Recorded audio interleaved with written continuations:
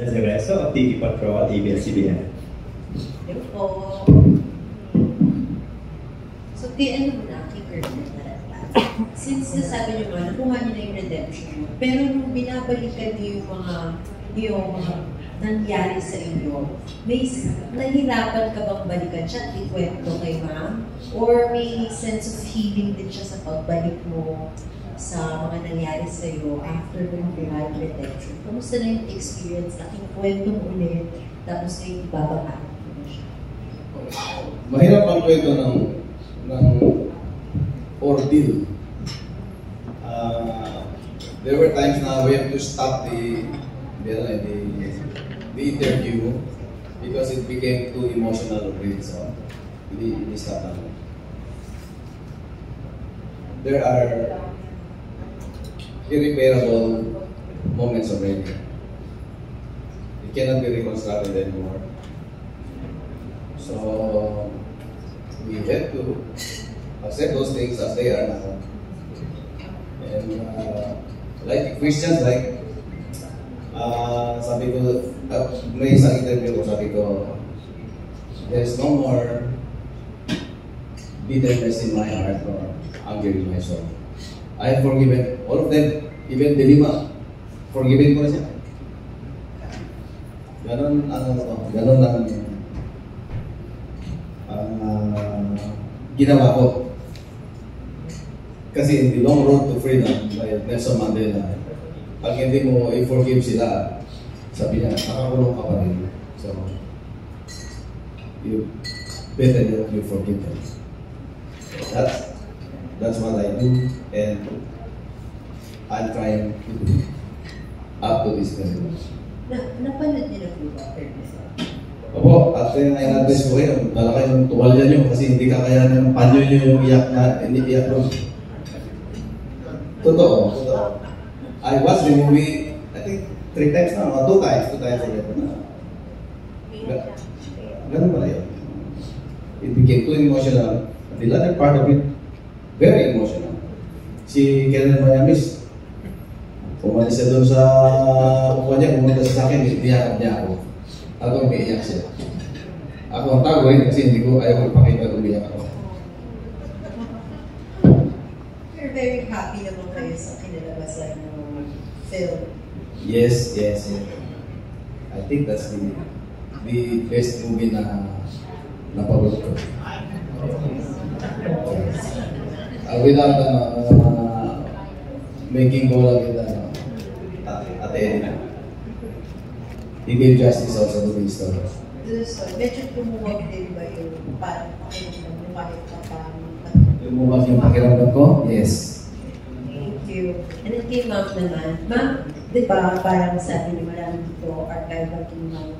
Pero ano ba yung mapapanood namin dito na hindi namin napanood sa balita?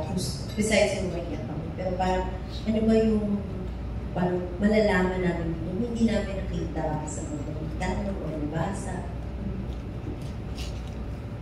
Parang inside story din ba, ABS-CBN? Totoo. Kasi ako naman yung nakita ko, at first yung kita ko na to. While I was browsing, tinignan ko ABS, GMA, TV5, Net25, PTV, tinignan ko. Parang yun na nga, hindi sa nagbigano. Parang inside story. Ito pala yun. Which gave me courage to do more and do it better. Yun. Yun yung sinasabi ko sa production team. Gusto nyo malaman ilan kami? 13. 13 lang kami. Tipid na tipid. 13 lang kami. So yun yung the inside story of the 6 major operations ni Colonel Manantan.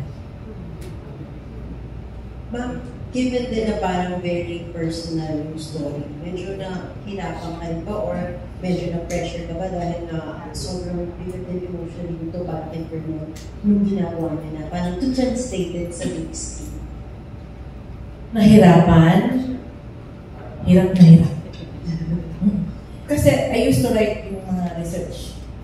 Pag kinakausap ko siya sandali, kasi naaawa ako pero I need to push. Hindi, sandali ko minsan nag-aaway kami.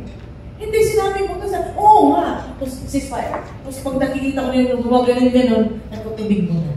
It took us 6 hours para makatapos ng 15 minutes na interview. Kasi ceasefire, tapos ceasefire. Kasi kung minsan, hindi. Ito yun. Sabi ko, journalist ako eh. Kaya, ang daming breaks. Kasi nagbe-break in na siya. Parang pag magano na yung mukha, parang, eto na. I need to stop. Kasi emotional na. Tsaka, yung nakikita ko yung hirap, tsaka yung the pain, na-feel ko. Kasi mother din ako eh. Kung na-feel ko yun as a mother, na-feel ko yung mother niya. Pero, huwag niyo ilabas ha? Putang na yung story ako, gago ka. Lumabas yun sa mukha ko ilang beses. Kasi, hirap eh. Kasi, ang hirap i-translate. Hirap. Kasi ang haba-haba. 16 hours interview. Plus archival, plus reenactment. Ilalabas mo sa 1 hour 52 minutes. Yung compression, ang hirap. And what I would like to thank, ito yung si Mr. Alex. Sino yun, Meg? Yung sound engineering namin. Alex Tombo tumulong sa amin. Tumulong sa amin yung mga directors ng Maynila. Kaya sa tanong mo kanina, who is better? Nandito kami sa harapan nyo, alahan kayo, pero inalingan lang namin. We cannot compete with you, but we will try our best to stay beside you. Yun yan. Thank you, ma'am. Thank you, sir, for sharing. Last na lang kay attorney. Bilang first on-screen mo to. Yes. Kamusta naman yung experience lang na may mga camera, na, alam mo yun, doing a scripted thing. Saka mas madali ba o mas mahirap na kilala mo si Colonel Marantal para mas napa-in character ka ba or at the same time mas na-pressure ka kasi kilala mo siya, panghiritan ka niya kung gusto mo yung ginawa mo. Ano ganun? Thank you. Doon sa yung sa pagganap ko kung ano yung feeling, yung nakatutok yung camera na lang is very nakakadnag. Sobrang pressure bilang hindi naman namin ko linya. Ay, nasa seryosong mundo kami eh. Tapos, pagagawin ako ng isang bagay na hindi ko naman talaga craft. Kaya, ayun, I just acted. Be myself na lang. Tapos, kung ano na lang yung hinihingi ng eksena, ginagawa ko na lang ng paraan. Walang script po yung ibang mga scenes dito. Kaya, kung ano na lang, nakatulong yung pagiging kilala ko si Sir Marantal. Thank you. Thank you so much. Thank you, Sir. Okay, sir, we have a question na po from our friends from media for Sir Colonel Marantal. Sir, na-mention niyo daw po kanina na 5 years po kayo nasa Piitan with Senator Bong Revilla and Senator Jinggoy Estrada. Ano daw po yung masashare yung experience with them? Experience ko sa kanila? Yes, sir. Sa loob ng kulungan, ibang mundo dyan, no? It's a different world na it's a challenge every day. Not only for Senator Bong Revilla and Senator Joe, we were with the Chamson couples, Wilma Chamson and Terry Chamson, and I think 13 regional mothers of the CPP and PNDF. We were with the Mampasaparang suspects. We were with the Pusaya. Iba-iba. About 73 of us inside jail. Doon walang pataasan ng pride. So everybody, it's all on the level lahat. On the level. I happen to be the mayor of that custodial facility.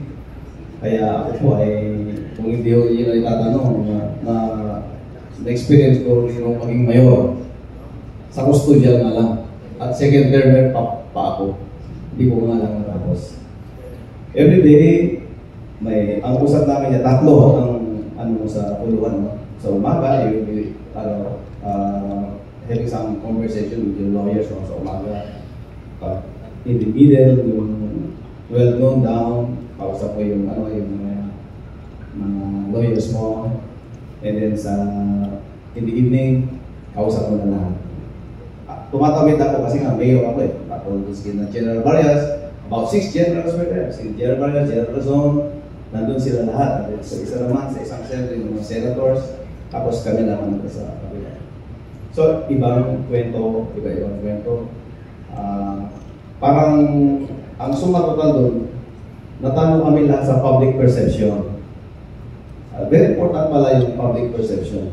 Like for instance, in our case, case, we won the battle, we won the firefight, kasi 13 patay doon, ako ang wounded, tapos got out and brought to the hospital. We fought a good fight. Pero natalo kami sa public perception. They put us in jail. Ako yung wounded. I have 52 meters close in my body. 4 blood plates, 1 total knee replacement, 1 repaired here. Well, accumulation lahat ng mga 5 fights with Colonel Mayames at Colonel Calixto and Colonel Rabino. Pero bakit ako nilagay sa kulungan? Dapat ako ang dito. You know, sometimes it's lonely to do the right thing. It's lonely to do the right thing sometimes. I-challenge talaga. Sabi nga ni Colonel Mayames kanina, it's a family, unspoken, untold story of the family, irreparable. Kasi, children mo, bullied in school, wala kang magawa. Patay mo, murderer. Lapit yung anak mo pag dinala ka, ito sa business school, murderer ka daw. Can you answer that? Those are ordeals, those are challenges every day. Every day. Kaya, when the going gets tough, the tough gets going. Yun lang ang nasa isip ko. And, you know, I kept on reciting Invictus and Desiderata. I recite that every day.